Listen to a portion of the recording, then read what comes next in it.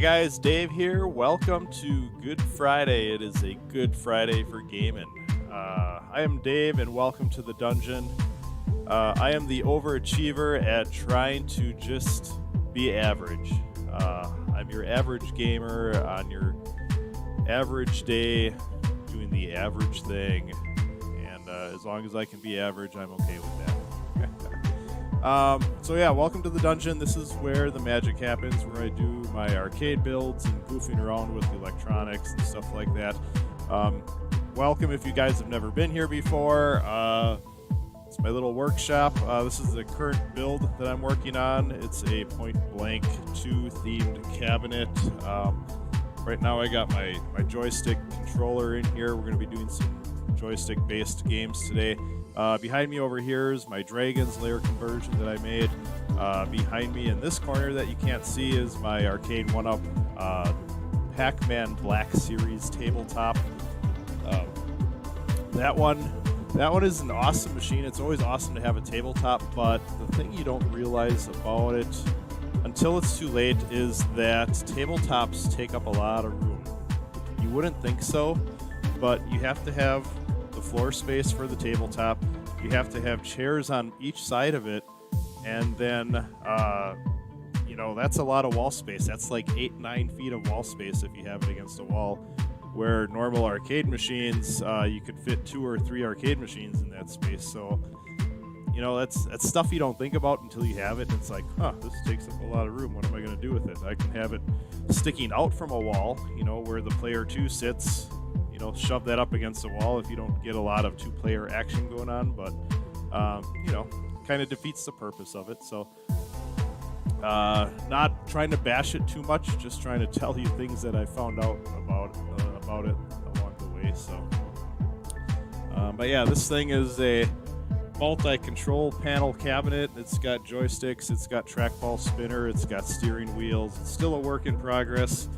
A few months down the road from now, I don't know when it's going to happen, but we'll have the Sinden light guns for it too, so we can actually do the Point Blank and other shooters on here. So that'll be awesome. Today we're going to bring you 2 shooters, not shooters with guns, but bottom to top shooters. We're going to be playing GYRUSS, which is like a 1983 Konami game, which is just completely awesome. It's one of my favorite shooters. And the other one is the favorite shooter of all time, which is GALAGA. So we're going to play those both. Both are very similar in gameplay. GYRUSS just has more of a Tempest feel, where you're circling around the outside shooting the bugs, where obviously GALAGA, you're shooting from the bottom of the screen. So that's what we got in store for you guys today. Make sure to hit that subscribe button down on the bottom. We're pumping out videos all the time with some other 80s, 90s retro arcade type of thing. We've been doing a lot of pinball lately. Today we're going back to the old school arcade machine. And you never kind of know what's coming up here. So let's get things started. And we'll flip over to the machine here.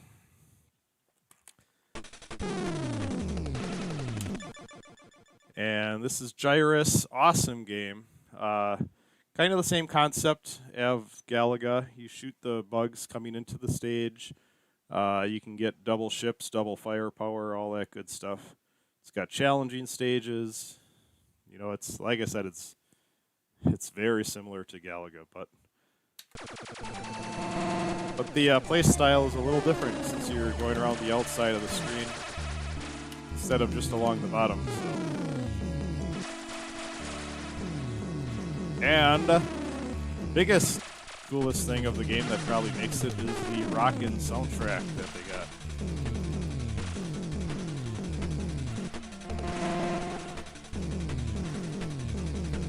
And for some reason, my phone is going off in my pocket. We're gonna have to try and do this without dying here. Let's try and outmaneuver these guys. Oh. Working so far. Oh, it's for a Friday meeting that I normally have that I don't have today because it's Good Friday and I'm off. Because it's a good day for gaming.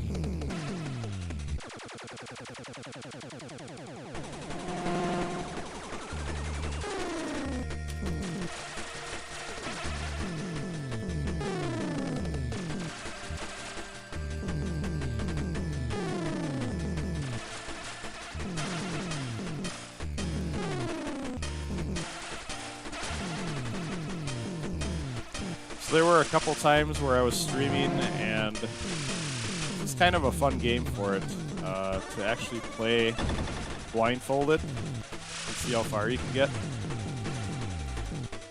We've done games like this. We've done games like Pac-Man, and what else have we tried? Joust. Joust is kind of impossible, but this game you can actually do pretty good on, because as long as you keep moving, you have a chance to stay alive if you kind of can guess where your ship is on the screen.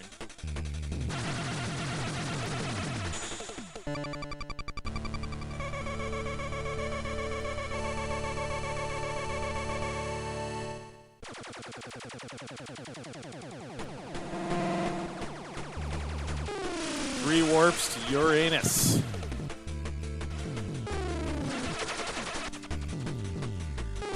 So like I said, just like Galaga, the ships or bugs or whatever you want to call them, ships in this game, come flying out in patterns before they take their positions.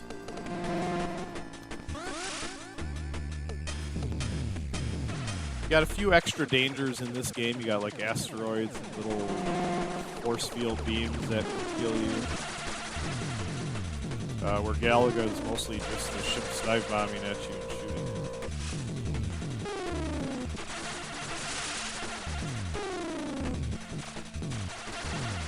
But each game is just totally awesome in its own way here.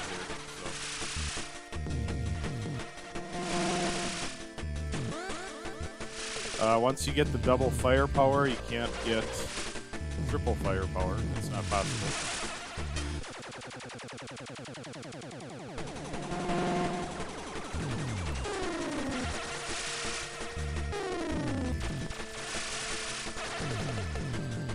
I would say of Konami games, and there's a lot of Konami games out there,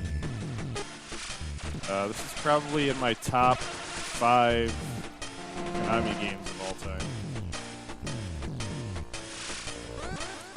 Yeah, Konami pumped out a lot of stuff.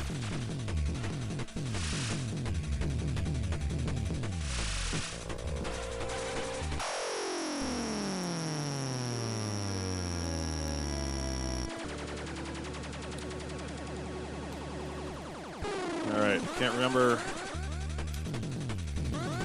Oh, I missed one, darn it. I don't remember the patterns. I haven't played this in so long. Haha.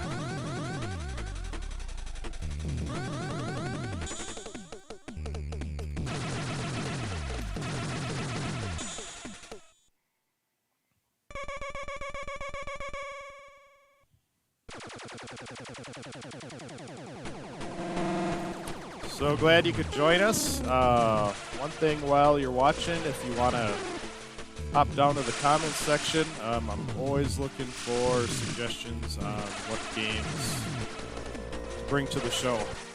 On days where we're doing pinball streams, I usually ask you guys for 1 or 2 of your favorite pinball tables of all time. And I'll go and see if we can get any of that on the show. Same thing with the arcade games. If you guys got favorite 80s arcade games, 70s, 80s, 90s, let me know what those are. Maybe like your top 2 down in the comments. Maybe if we have those available to us, we can get those on the show. And it's amazing how many free games one can just acquire nowadays. And you know, like I said, be legal about it. So I found out on Facebook the other day, and I never really knew this, but if you're an Amazon Prime member, Amazon Prime has their own gaming section. And my wife is an Amazon Prime member, so I was able to verify this. But you can go out to their site, and they're giving away all kinds of games for free all the time. And last month, I don't know how often they do this. This is my first exposure to it. But they were giving away free Neo Geo games. Now, take it with a grain of salt. They're all PC based, but I think I claimed like 30 free games, you know, from The Last Blade 2, which is an awesome fighting game, to World Heroes, to I think they even had some collection packs out there, you know, so it's amazing how much of this old retro stuff you can just obtain for free or for the real cheap. You know, they got versions of games on current consoles and stuff like that. And they're finally getting to the point where they're running emulators of the real deal, you know. It's not like reimagined, reprogrammed games of like, for example, when Pac-Man came out on the Atari 2600 and it was, you know, it just looked like a bunch of crap. You know, it's nothing like that. It's like this, you know, you're really playing GYRUSS, the same GYRUSS you played in the arcade. And then to be able to take things like that and incorporate those into computers that you put in arcade machines like this, you know, with official joystick controls and a little rewiring and a little learning and know-how, I mean, you end up with cool things like this, which back in the 80s, I gotta tell you, back in the 80s when I was a kid playing this stuff, falling in love with this stuff for the first time, you would never imagine that you would be able to play this kind of stuff at home someday. And the capability that we do now. You know, these arcade machines were huge, big, heavy. They took a lot of programming and hardware to run. Like if you look at an arcade machine and check out the chipboards and main boards they got in these things, it's amazing. I was on Facebook Marketplace the other day, and some guy was selling all of his, I think it was Zookeeper, the arcade game Zookeeper, all the boards that go into a Zookeeper machine. And it's just amazing what goes into that when you have such small files nowadays on computers, and it just runs, you know, some people run emulation and stuff like that. I mean, it's just mind-blowing. You know, where technology goes, and the fact that you can play crap like this on your phone, you know. Whoever thought you'd be playing Pac-Man or GYRUSS or Frogger, you know, on a little portable device that you carry around with you all day long.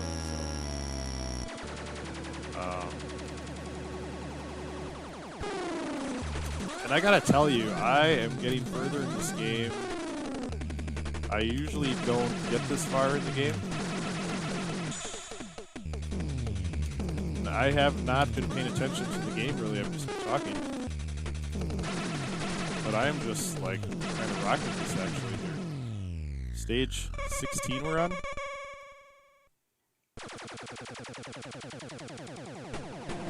3 warps to Mars. I don't know if I've ever seen Mars in my whole life. You guys could be witnessing history here.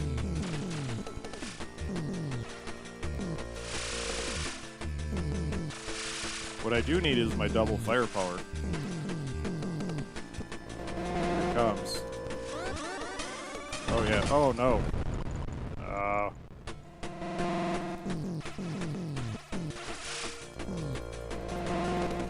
Now the cool thing about double firepower in this game is it doesn't eat up one of your ships like it does with GALAGA.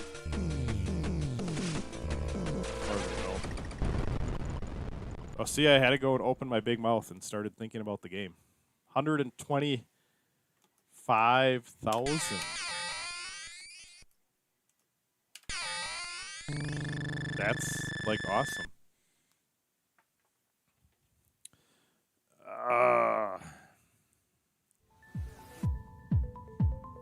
Alright, so I am Dave. Welcome to the dungeon where we do our arcade builds and stuff like this, or our little side projects, I should call them. It's not like I pump these out for sale or anything. These are my own machines for my own collection that I keep and use and play with. So, yeah, welcome. We are doing 2 shooters today. We are doing GYRUSS and GALAGA. We played 1 game of GYRUSS and just kicked some major ass. We're at 125,950, stage 16. I cannot actually remember the last time I got that high. We're going to try 1 more game, and then we're going to switch over to a game of GALAGA. We usually keep our shows somewhere around 35-40 minutes, so we might have to go over a little bit today because I'm no slouch at these games. You know, I'm not the greatest. I'm average. Remember, that's what I try to do, is achieve averageness. But yeah, these games I can play a little bit longer on than your normal Defender or Robotron, things like that. So let's flip back to the game and get 1 more game going here. Once again, 1983 Konami GYRUSS. Love this game. Love the music. Love to be able to play this with actual joystick controls like the actual arcade machine and not on some chintzy little gamepad. I gotta tell you, there's nothing in the world that beats playing an arcade machine or playing an arcade game with actual arcade controls and not having to play it on some home system with your controller.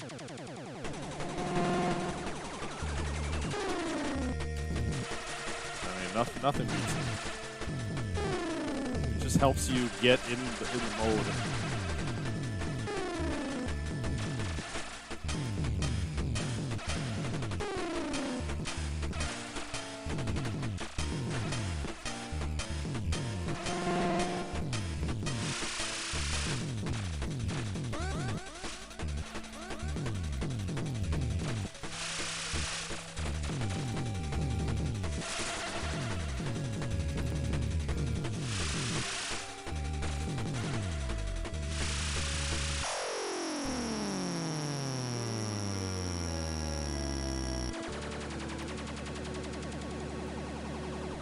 Chance stage. Let's see if we can pull this off this time. I think we missed 1 or 2 last time.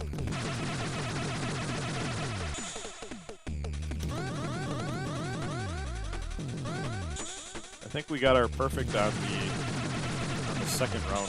There we go. Could be wrong.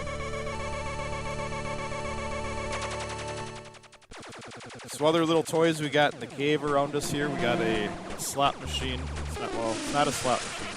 Let me rephrase that. It's a Japanese pachinko machine. That's what it is, it's similar to a slot machine, but it's called a game of skill or chance more than a slot machine. Let me rephrase that. It's called a game of skill instead of a game of chance, which is like the slot machine, which is still BS. So you actually, the 3 wheels on the machine, you have control over when they stop. You press a button at random times and, well, whatever you specify, you stop the wheels.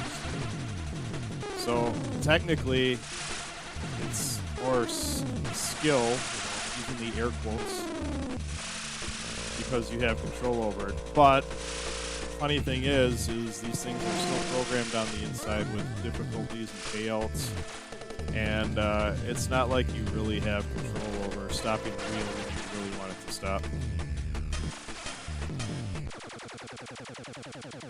So it's still kind of like gambling, but it doesn't use money either. It uses just tokens, like arcade type tokens.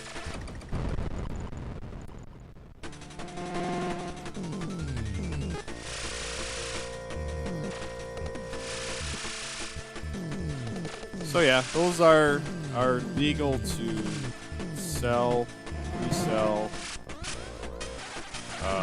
What I found out looking into slot machines, oh boy, and things like that, is it's not legal to sell slot machines, at least in my current state. So if I saw one listed, I think it's even illegal to list them for sale.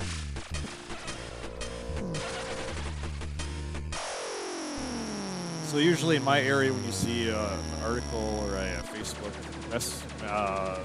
marketplace for a slot machine, it's usually just a machismo machine, and people call it a slot machine, you know, kind of false advertising.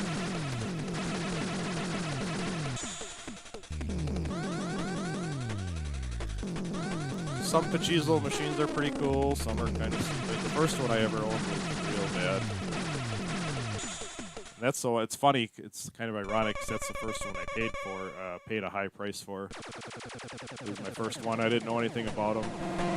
I think I paid like over $200 for it. And it was considered to be like one of the worst ones out there, as far as the gameplay and the mechanics of it. I mean, it worked okay, electronically it did what it needed to do.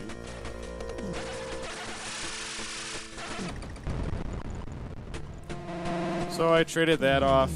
I think I almost broke even when I sold it, or lost a little bit of money, I should say. But then I got this one that I got now for like 1/2 or 3/4 the price. It was like $75 or something. This one I got is much better. It's more like a typical slot machine. All right, so we got second place. Yeah, I don't know. I must have been just in the zone or something that first game. But all right, thanks for joining us. We are doing some classic arcade games. We're gonna switch up the games here real quick. We're gonna go over to Galaga. I'm gonna take like 30-second break and make the switch, and we'll be right back, guys. Hold tight.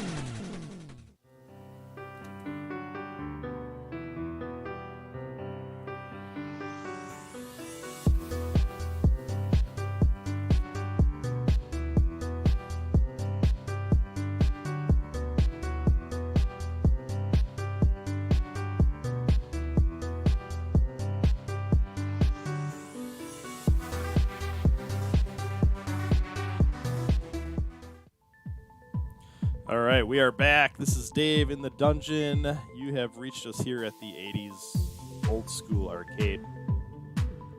We were playing some classic shooters today. We started out with GYRUSS. Now we are moving on to Galaga. Oh, sorry, I got hiccups.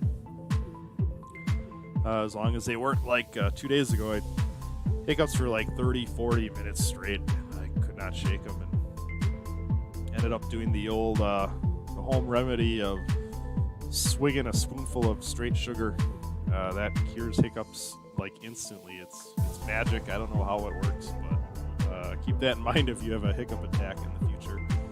Just go grab a spoonful of sugar, or a half a spoonful of sugar, and it's kind of nasty trying to push it down the throat, but it works. It does the trick. That is my tip of the day for you guys. Spoonful of sugar. All right, let's flip over to the arcade machine. We're going to do some Galaga here. Keep the gaming going. I'm going to say this is in my top 3 arcade games of all time here.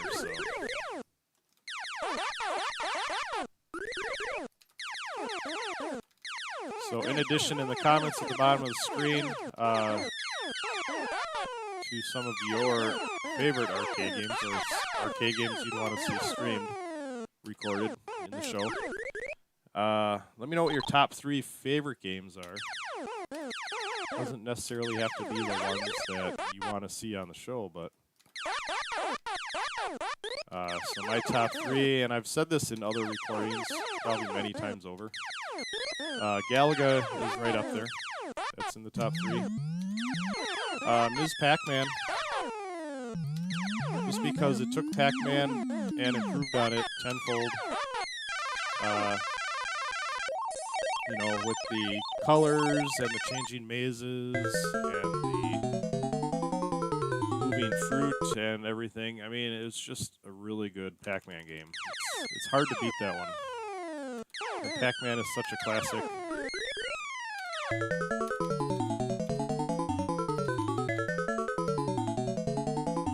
There we go, centered. Favorite game number 3 is you're looking at it right in the background over my shoulder. Little Dragon's Lair action. That's another one of my favorites.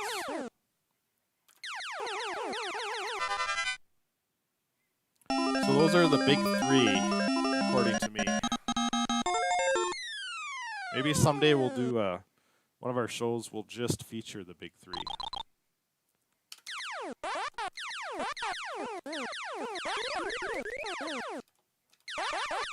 So one big difference between this game and GYRUSS is obviously this one does not have the rocking soundtrack to it.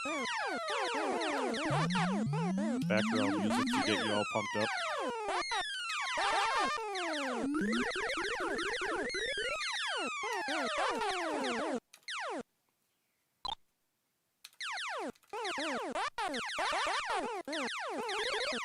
Yeah, even this game, I've got so many versions of this game. You know, I've got arcade 1-ups. You got arcade 1-ups countercades. You got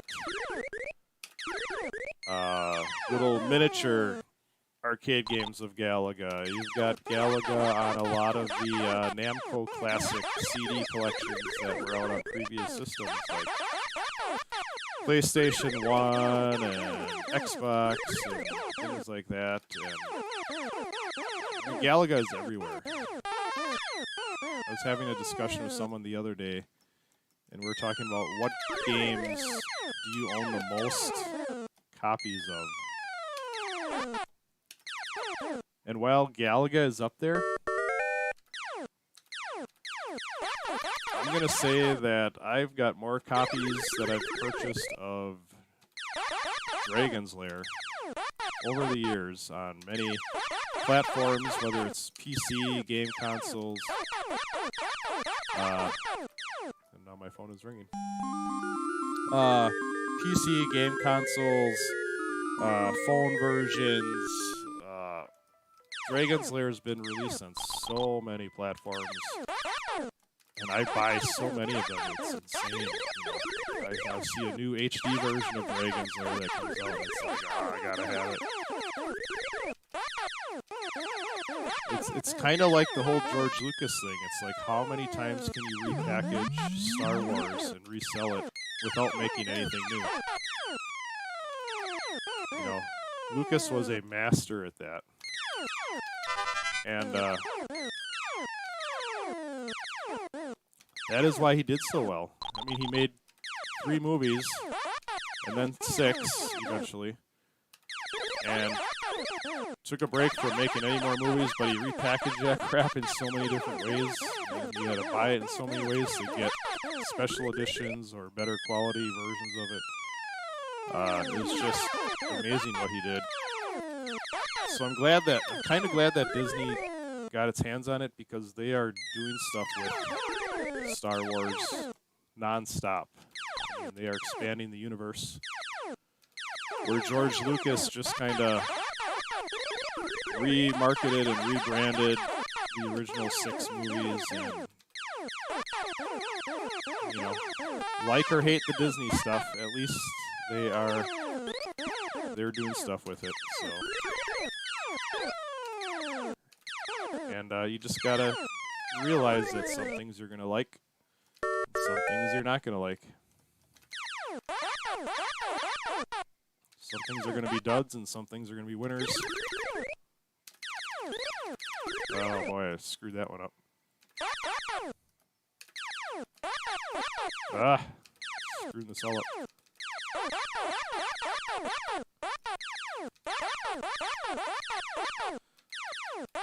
But yeah, Galaga and Dragon's Lair. I gotta say, those are the most frequently purchased games that I can think of that I own. Shortly after that might be Street Fighter. Street Fighter 2 is getting up there on the list.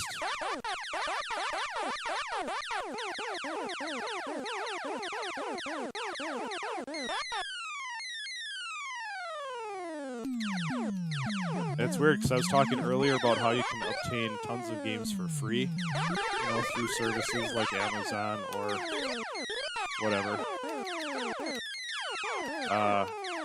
You know, like the Pac-Mans and the Namco games and the Galagas. Yeah, you're never going to see that stuff just given away for free because they keep making money off of it. Oh, no.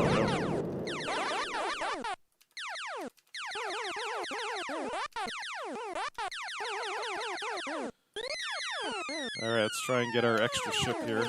We got a few spares we're gonna have to give one up here. There we go. Where are we at? We are at level 13. 109,000, 2 ships remaining. I think we're doing pretty good here. We should be able to hit level 20, I would think. Unless we start screwing up like I just did. So now I got it in my head. Now I'm like thinking about it. This is where everything falls apart.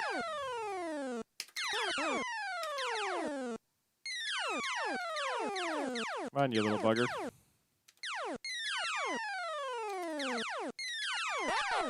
Yeah.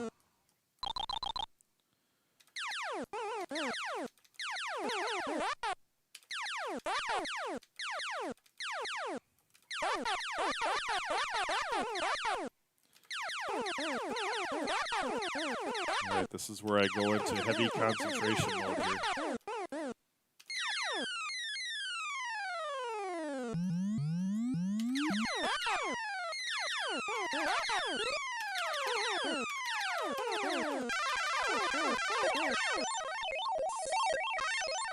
Alright, we'll have one spare ship after this.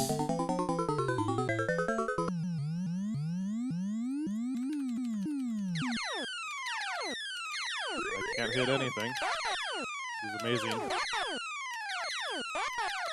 Oh, oh boy. Alright, that ended up pretty good. Got a little hairy there for a second. Challenging stage, perfect. Oh, why can I not hit these guys?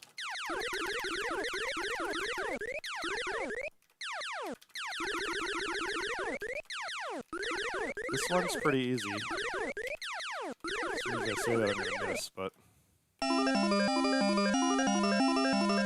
as long as you got the double ships, you know exactly. They do a lot of loops in that one, so the loops are easy to clean up. This is where we gotta. The first stage after the challenging stage is always a tough one because the bugs come out separated like this, and it's hard to just annihilate them. This is where we gotta be real careful.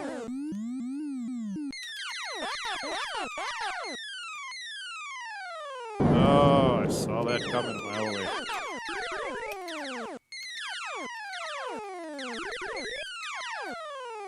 That was a bummer. Oh, I still got 2 ships. I don't know if I just got an extra one. Come on, red guy.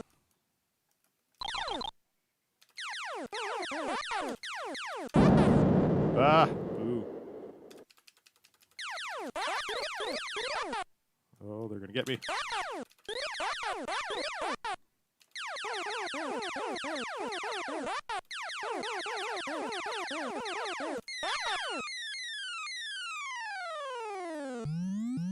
So that's the trick to surviving these stages is you gotta let them come down in waves and just kind of dodge your... Oh, what am I doing? Just kind of dodge your bullets. Oh no. Oh, how did I survive that? And don't hit the ones that are swooping at you because then just more of them will swoop at you. You gotta hit the ones that are stationary up on top.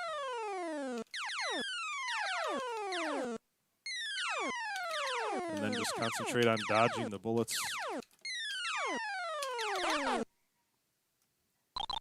Stage 18. I don't know, we're down to our last ship here, so it's do or die time. Take out as many as we can.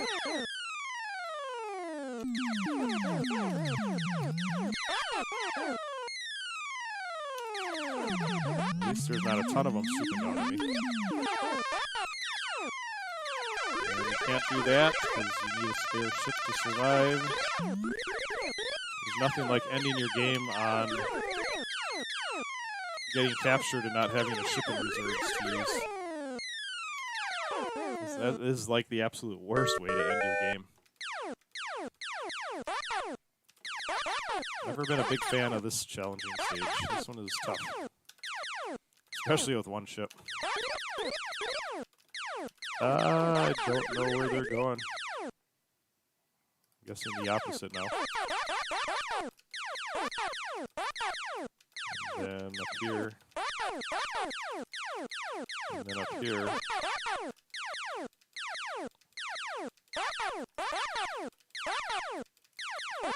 I'm hoping at 170 we get an extra ship. So that would be nice.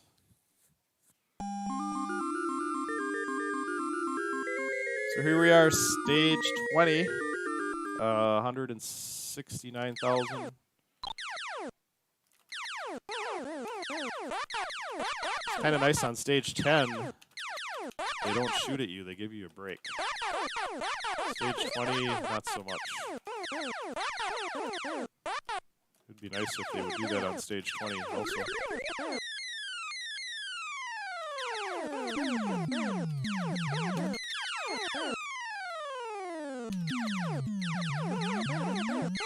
Alright, slow and steady.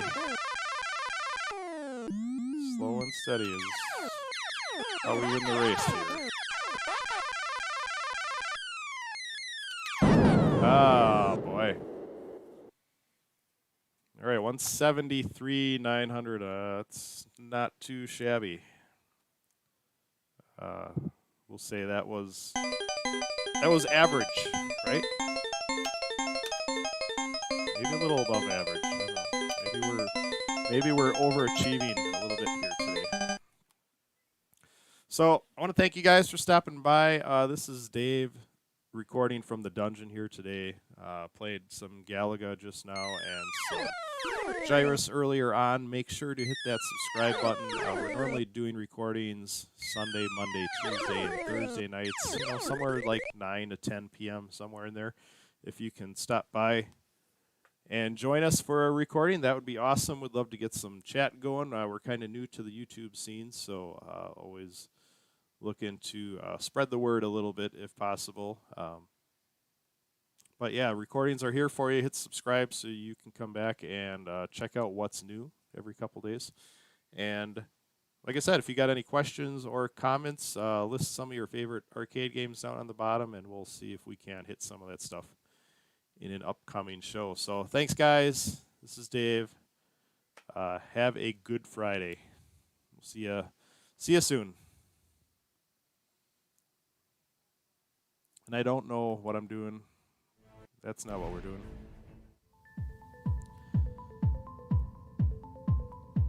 This is what we're doing.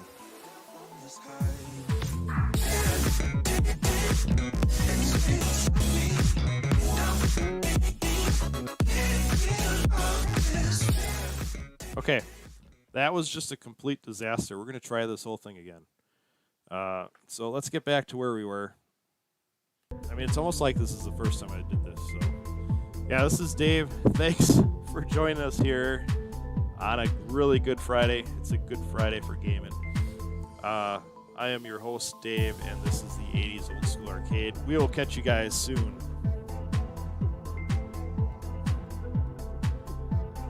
It's still